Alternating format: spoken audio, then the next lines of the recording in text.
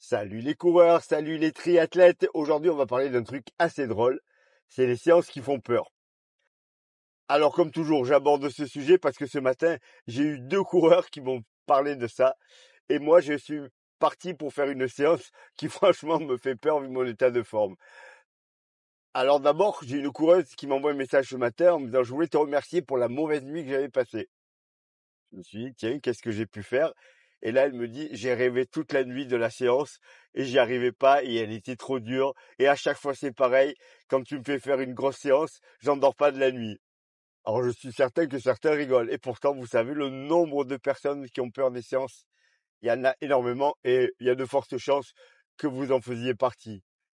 D'un autre côté, j'ai un autre coureur qui m'a envoyé un message ce matin en me disant: «Oh, j'ai vu aujourd'hui, j'avais 8 fois 800 mètres à faire, je suis content parce que mardi, par contre, j'avais, quelque chose de plus dur que ça.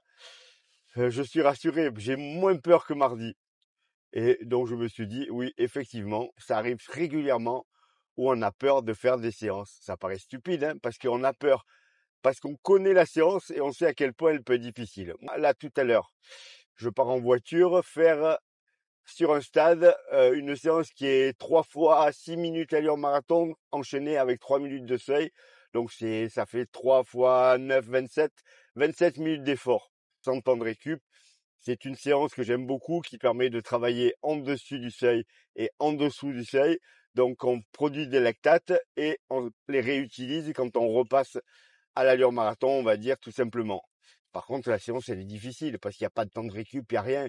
Et vu mon état de forme, vu mes jambes actuellement, ben, je dois vous dire, je suis pas super fier. Et alors que, franchement, mais pourquoi on se met autant de pression pour une séance? Je veux dire, on va la faire.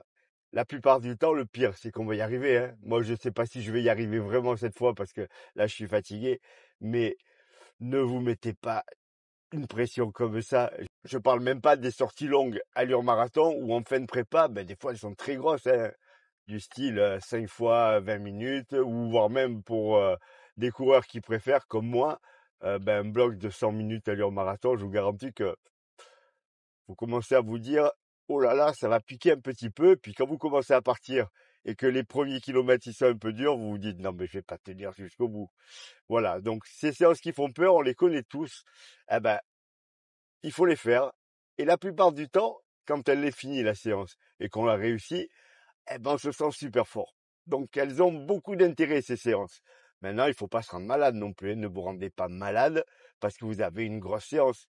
C'est que du loisir la plupart du temps. Alors vous êtes peut-être quelques-uns à regarder ma chaîne et gagner votre vie en courant, mais la plupart du temps, c'est pas le cas. Donc ne vous mettez pas autant de pression. Il arrive qu'on loupe des séances. Il arrive qu'on les réussisse mieux que prévu, mais en aucun cas ça doit vous rendre malade. Alors, aujourd'hui, j'ai pris la petite caméra. Je vais essayer de filmer la séance. Je sais pas ce que ça va donner. Comme ça, vous verrez avec moi où j'en suis. Je suis à 9 semaines et demie du marathon de Milan. J'ai même pas commencé ma prépa. Hier, j'ai fait un footing, c'était catastrophique. Aujourd'hui, j'ai l'impression, alors avant que j'ai mis un pied par terre, hein, que ça commence à aller un petit peu mieux. Je me sens moins fatigué, pourtant je dormis comme d'habitude, mes 4-5 heures maximum. Mais je sais pas, j'ai l'impression d'être un peu moins fatigué. Alors on va voir ça. On va voir ça en cours de séance. Puis je ferai le petit point après, comme d'habitude, pour vous dire comment ça s'est passé. Donc je vous rappelle ma séance. 3 fois 6 minutes allure marathon, enchaîné avec 3 minutes seuil. Alors au niveau des allures, bah, ça va être aux alentours de 3,55 je pense. Et 3,45 environ, ou 3,40, on verra bien. Parce qu'il est fort possible, pour le coup, que j'arrive pas tout à fait à tenir les bonnes allures. Mais là, je vais pas focaliser à mort là-dessus, parce que je sais très bien que je suis pas en capacité de faire la séance du siècle non plus. Voilà les coureurs, voilà les triathlètes. Eh ben, on se retrouve pendant la séance. Et puis après la séance, ça fait longtemps qu'on n'a pas fait ça. Bon, ben je viens de finir l'échauffement. Alors je peux me rassurer que tout à l'heure, j'ai dit que j'avais des meilleures jambes. Pas vraiment. Alors on va bien voir ça.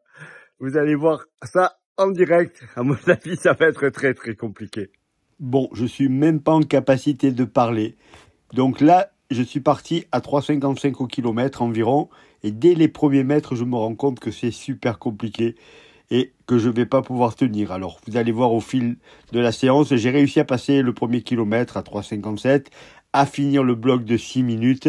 Puis j'ai attaqué le bloc de 3 minutes à 3,40 et malheureusement, vous allez voir, ça s'est vite arrêté. Alors je vais vous expliquer que je transforme la séance en cours de route pour faire à la place de ce qui était prévu 3 fois 6 minutes allure marathon, entrecoupé de 3 minutes de récup.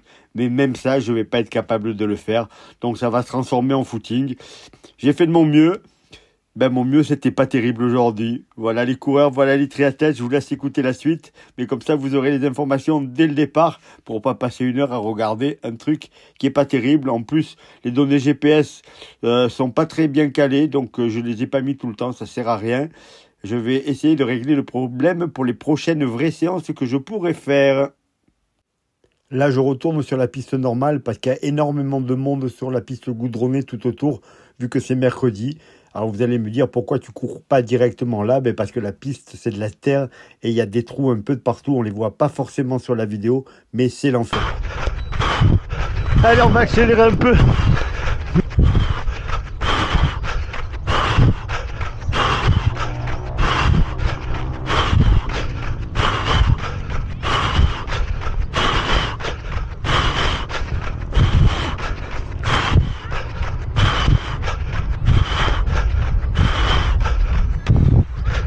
Ah, j'y arrive pas. Impossible. Changement de séance. Pas capable. Ça arrive. Clairement. Je suis en train de m'étouffer là. Donc je vais prendre les 3 minutes que je suis censé faire au seuil pour récupérer.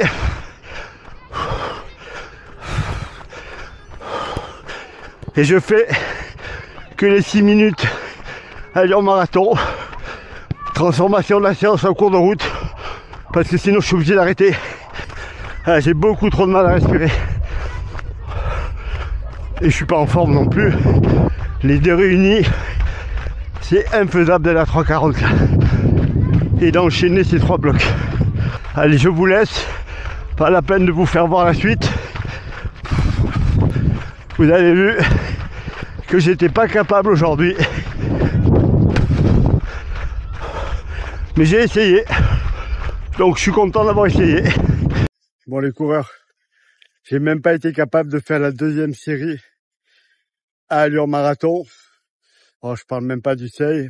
Je me suis étouffé en cours de route. Donc arrêt, je fais footing. Je vais finir par 30 minutes de footing. J'ai essayé.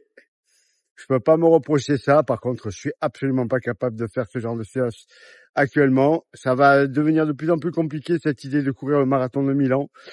Je me donne encore 2 semaines pour décider si j'y vais ou si j'y vais pas. Parce que si je peux pas m'entraîner, ça servira à rien que je me prenne la tête. Voilà. Allez, c'est pas grave. On s'accroche. On va trottiner. Là, je peux le faire. Mais à 3,40 au kilo, c'est impossible. Là. Impossible. Je suis rentré me changer et chercher mon chien avant de vous faire le petit débrief de la séance. Alors, comme vous avez pu voir, complètement foiré. Est-ce que je suis déçu? Non. Je vais vous dire pourquoi. Parce que je sais très bien que je suis pas en forme. Je sais très bien que je suis toujours malade. Et je suis content d'avoir essayé. Parce que franchement, ces derniers jours, j'avais même pas le courage d'aller essayer. Alors là, bien entendu, j'ai juste fait 6 minutes allure marathon. Et puis, allez, 1 minute, j'ai essayé d'accélérer. J'ai pas pu. Alors, quant à faire 3 répétitions, c'était même pas envisageable. Sur le fond, je me doutais bien que ça allait pas passer. Mais je pensais quand même que j'allais réussir à en faire 1 ou 2 de répétitions. Et donc là, c'est impossible. Donc c'était pas la motivation, c'était pas le temps. Tout était nickel pour que je fasse bien la séance. Mais juste, j'étais pas capable.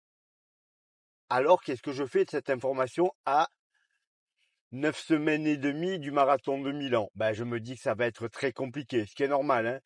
Je vais essayer encore. Je vais réessayer dimanche. Je vais réessayer la semaine prochaine. De toute façon, je vais me remettre en forme. Est-ce que j'irai à Milan dans ces conditions?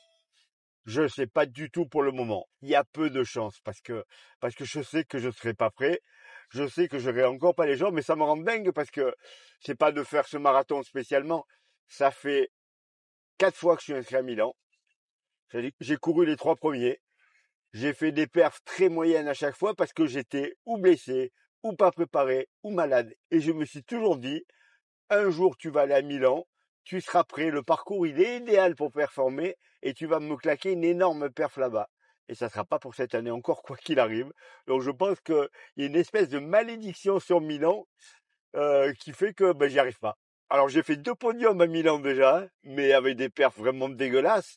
Il y a rien à faire. Je ne suis pas capable d'aller à Milan faire un bon marathon. Alors c'est pas que Milan, je pense. C'est que les marathons de printemps, pour moi, c'est un vrai problème. J'ai horreur de m'entraîner l'hiver. Mais alors vraiment horreur. Alors je fais des séances, je fais ce qu'il faut, mais déjà ma motivation elle est moins grande. Et puis la plupart du temps, faire des grosses séances quand il fait froid, moi musculairement ça me réussit pas énormément, hein. Alors que si c'est Berlin ou tous ces trucs qui se passent après l'été où j'ai pu m'entraîner tout l'été, c'est beaucoup mieux.